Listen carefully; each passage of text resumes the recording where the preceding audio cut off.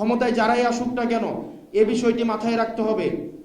আপনি যারা ক্ষমতায় আসে, আপনি শ্রমিকদেরকে, নাগরিকদেরকে আপনি যেটা দেন সেটা কোনো দয়া দাক্ষিণ্য নয়।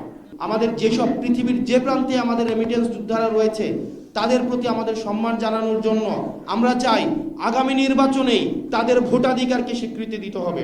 আমাদের দল গঠনের পরেই আমরা যে জায়গাটি প্রতিশ্রুতিবদ্ধ সেটি হচ্ছে রাষ্ট্রের এবং এই ভূখণ্ডের প্রত্যেকটা মানুষ নাগরিক হয়ে উঠবে, প্রত্যেকটা শ্রমিক নাগরিক হয়ে উঠবে। কারণ রাষ্ট্রের কাছে নাগরিকের অধিকার রয়েছে। রাষ্ট্র নাগরিকের কাছে এমন কোনো এন্টাইটি না যেখানে হচ্ছে দয়া বা দাক্ষিণ্যের বসে সেখানে থাকে, বরং রাষ্ট্রের কাছে যে অধিকারগুলো রয়েছে, যেসব সুযোগ সুবিধাগুলো রয়েছে সেগুলো হচ্ছে রাষ্ট্রের কাছে একজন নাগরিকের অধিকার। আমরা দেখেছি আমাদের ফেসিবাদকালীন সময়ে আমাদেরকে মাঝে মাঝেই যারা ক্ষমতায় ছিল হাসিনা বলতো আমাদেরকে এটা দিয়েছে ওইটা দিয়েছে, আমাদেরকে খাইয়ে রেখেছে, পরিয়ে রেখেছে। ক্ষমতায় যারা আসবে, ক্ষমতায় যারাই আসুক না কেন এ বিষয়টি মাথায় রাখতে হবে।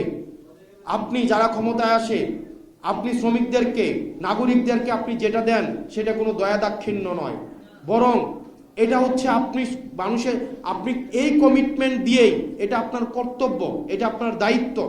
এই কর্তব্য এবং দায়িত্বের কমিটমেন্ট দিয়েই হচ্ছে আপনি ক্ষমতায় আসেন।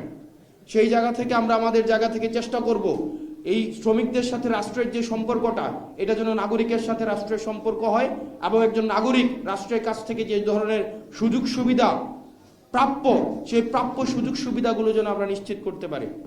দ্বিতীয়ত, আমরা শ্রমিক দিবস নিয়ে যখন কথা বলি তখন শুধুমাত্র আমরা বাংলাদেশের শ্রমিকদের নিয়ে কথা বলি, কিন্তু আমাদের যেই প্রবাসে যেই শ্রমিকরা রয়েছে, আপনারা দেখেছেন বছরের পর বছর, যুগের পর যুগ তারা হচ্ছে আমাদের দেশের অর্থনৈতিক চাকা সচল রাখার জন্য পরিবার বিবর্জিত একটা বাস্তবতার মধ্যে তারা দিনাতিপাত করতে হয়।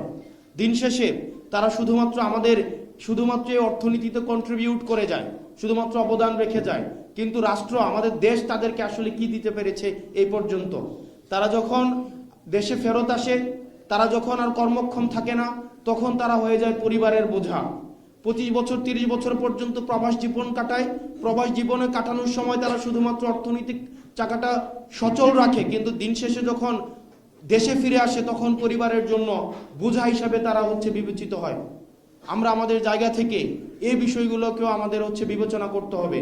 আমরা সেই জন্য আমাদের এই যে প্রবাসী যারা রয়েছে তারাও যেন শুধুমাত্র সংখ্যায় না থাকে, বরং এই ক্ষমতা নির্ধারণে, মতামত নির্ধারণে তাদেরও যেন একটি ভূমিকা থাকে। সেই জন্য আমরা চাচ্ছি, আমরা আমাদের জায়গা থেকে প্রস্তাবনাও দিয়েছি, পরবর্তী নির্বাচন বা পরবর্তী সবসময়ে যেন তাদের ভোটের মূল্যায়নটি হয়। কারণ আপনারা জানেন যে আমরা রাষ্ট্রের মধ্যে আমরা মতামত দিতে পারি, জনগণ, নাগরিকরা মতামত দিতে পারে এই ক্ষমতা কাঠামোর মধ্যে শুধুমাত্র ভোট প্রক্রিয়ার মধ্য দিয়ে।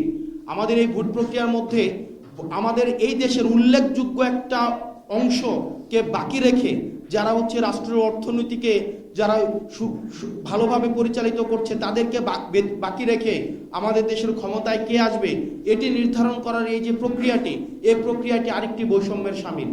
সেজন্য যারা যেসব রেমিটেন্স যোদ্ধারা আমাদের রেমিটেন্স শাটডাউনের মধ্য দিয়ে হাসিনার পতনকে ত্বরান্বিত করেছে, যেসব রেমিটেন্স যোদ্ধারা দুবাই, ওমান, বাহরাইন, কাতার থেকে শুরু করে মধ্যপ্রাচ্যে পুরোটা শুরু করে ইউএসএতে, আমাদের যেসব পৃথিবীর যে প্রান্তে আমাদের রেমিটেন্স যোদ্ধারা রয়েছে তাদের প্রতি আমাদের সম্মান জানানোর জন্য আমরা চাই আগামী নির্বাচনেই তাদের ভোটাধিকারকে স্বীকৃতি দিতে হবে এবং সেটির জন্য নির্বাচন কমিশন যেন খুব দ্রুততম সময়ের মধ্যে যথাযথ ব্যবস্থা নেয়, সেটির জন্য হচ্ছে আমরা তাদের সুদৃষ্টি আশা করছি।